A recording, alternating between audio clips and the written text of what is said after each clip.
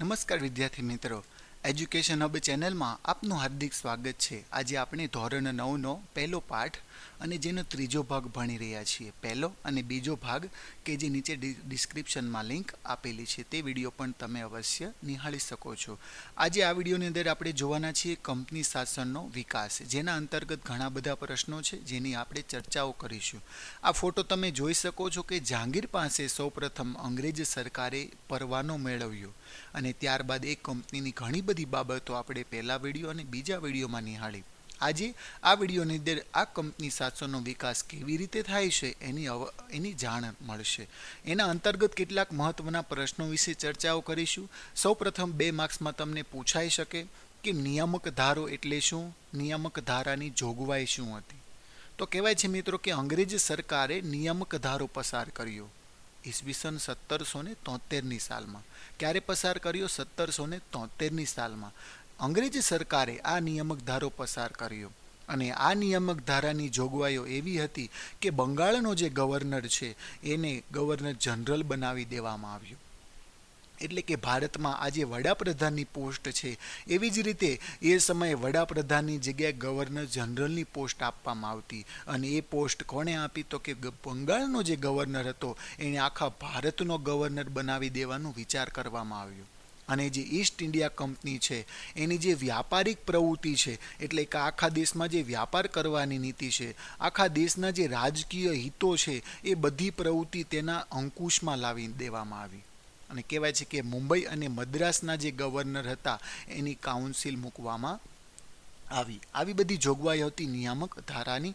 2 માર્ક્સમાં પૂછાઈ શકે. આમાંથી 1 માર્ક્સનો સવાલ પણ પૂછાઈ શકે કે નિયામક ધારો ક્યારે પસાર કરવામાં આવ્યો? તો ઈસવીસન 1773ની સાલમાં. ત્યારબાદનો સવાલ છે વોરન હેસ્ટિંગના સમયમાં ઈસ્ટ ઇન્ડિયા કંપનીની કઈ કઈ મુશ્કેલીઓ વધી ગઈ? ક્યારે? વોરન હેસ્ટિંગના સમયમાં.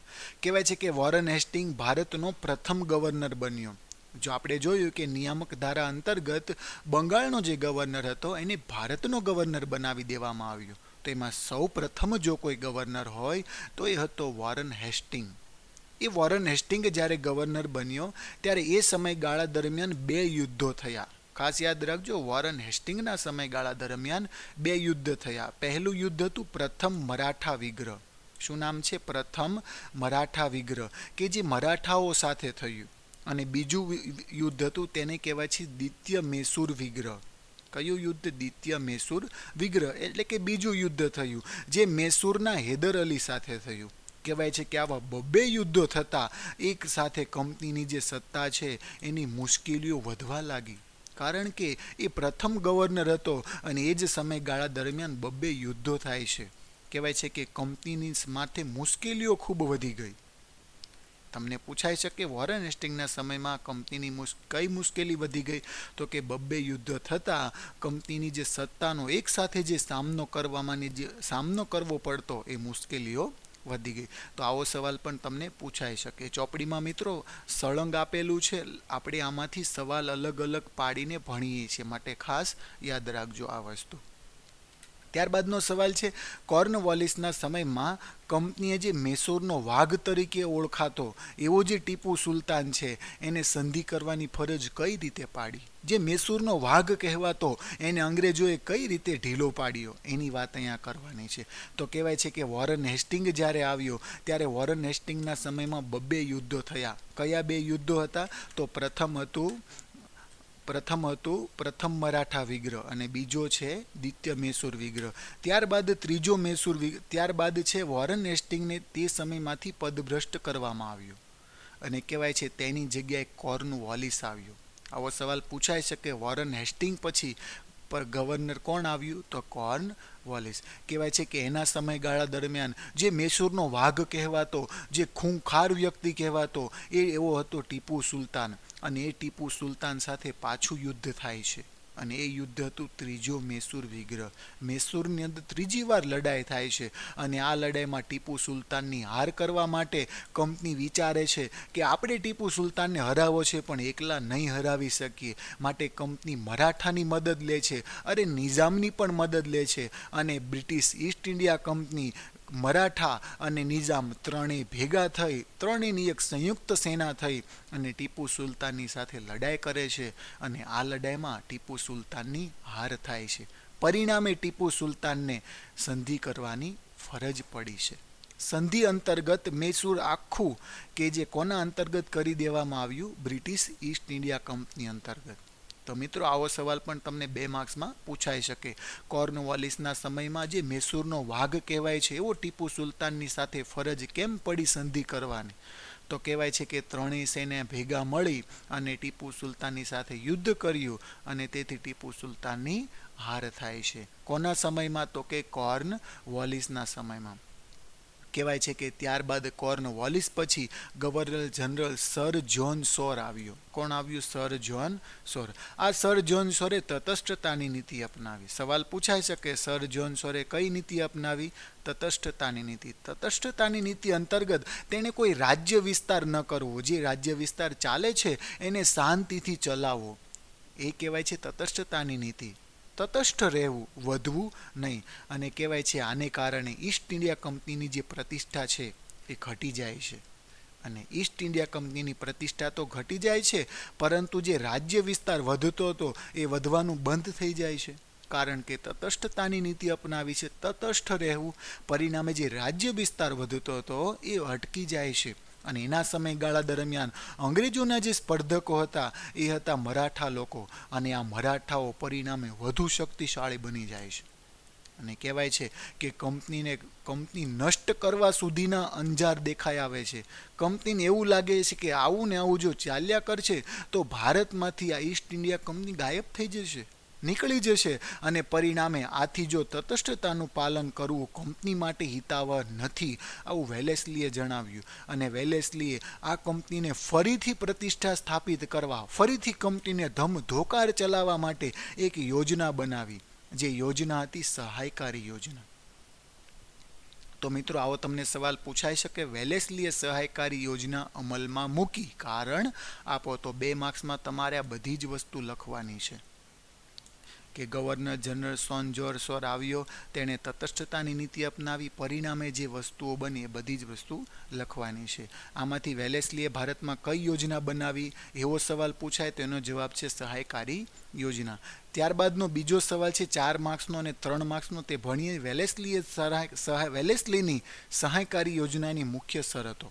કહેવાય છે કે ગવર્નર જનરલ તરીકે જે વેલેસ્લી આવ્યો તેણે કંપનીને ભારતમાં સર્વોપરી બનાવવાની જવાબદારી મેળવી, કે હું બનાવી દઈશ આખા ભારતની અંદર કંપનીની પ્રતિષ્ઠા. અને કહેવાય છે એક યોજના દાખલ કરવામાં આવી જેનું નામ હતું સહાયકારી યોજના, સહાયકારી સૈન્યની યોજના. આ યોજના શું કહેવા માંગે છે તેની ઘણી બધી શરતો છે. મિત્રો તમે આ 5 શરતો સમજશો તો તમને આ સહાયકારી યોજના સમજાઈ જશે પૂરેપૂરી. એ 5 શરતો કઈ? તો પહેલી શરત કે કંપની સરકારે તાલીમ પામેલું સૈન્ય યોજના અનુસાર જે કોઈ રાજ્ય સહાયકારી યોજના સ્વીકારશે એ રાજ્યને કંપની તરફથી, એટલે કે ઈસ્ટ ઇન્ડિયા કંપની તરફથી, અંગ્રેજો તરફથી એક લશ્કરી સૈન્ય આપવામાં આવશે.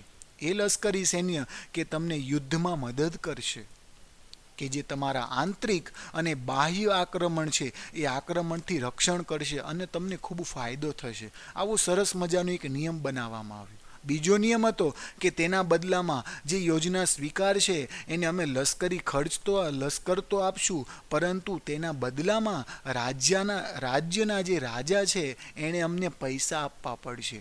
કેટલા પૈસા? કેટલો ખર્ચ? તો કે જેટલો અમે લશ્કર મોકલીએ છીએ એ લશ્કરનો તમામ ખર્ચ અમને આપવાનો. જો તમે એ ન આપવા માંગતા હોય તો એટલી આવક ધરાવતો તમે કોઈ બીજો દેશ અમને આપી દો. સમજ પડી મિત્રો? આ બે યોજના એવી હતી કે જે રાજાને, આપણને લાગે છે કે આ સહાયકારી યોજનાથી રાજાને ખૂબ ફાયદો થવાનો છે, પરંતુ એવું નથી મિત્રો. આ 3 યોજના, આ 3 નિયમો એવા પણ હતા કે જેના પરિણામે રાજ્યને કંગાલ બનાવી દેવામાં આવ્યા. કહેવાય છે કે ત્રીજો નિયમ એવો બહાર પાડ્યો કે કંપનીની પરવાનગી વિના, ઈસ્ટ ઇન્ડિયા કંપનીની પરવાનગી વિના કોઈ પણ રાજ્યના રાજાએ કોઈ પણ રાજ્ય સાથે યુદ્ધ ન કરવું અને સંધિ પણ ન કરવી. એટલે કે કંપનીને પૂછ્યા વગર તમારે રાજ્યમાં કંઈ કરવાનું જ નહીં. કારણ કે રાજ્યનો મેન શું હોય તો કે મેન તો પોતાનો રાજ્ય વિસ્તાર વધારવાની કામ હોય, પરંતુ એ તમે કંપનીને પૂછ્યા વગર ન કરી શકો. એટલે ઇનડાયરેક્ટલી કંપની આવી ગઈ રાજ કરવા માટે.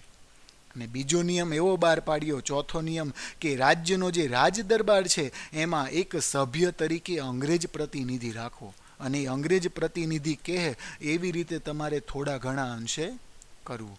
અને કહેવાય છે કે પાંચમો મુદ્દો એવો હતો કે અન્ય વિદેશમાંથી કોઈ પ્રજા તમારા પ્રદેશમાં આવવી જોઈએ નહીં, અને એને તમારે નોકરીએ પણ ન રાખવું. જો એને નોકરીએ રાખવામાં આવે તો આવી બધી નીતિની તો એમને ખબર હોય, તો રાજ્યને ખબર પડી જાય તો આ યોજના નિષ્ફળ જાય. માટે આવા બધા નિયમો બનાવવામાં આવ્યા.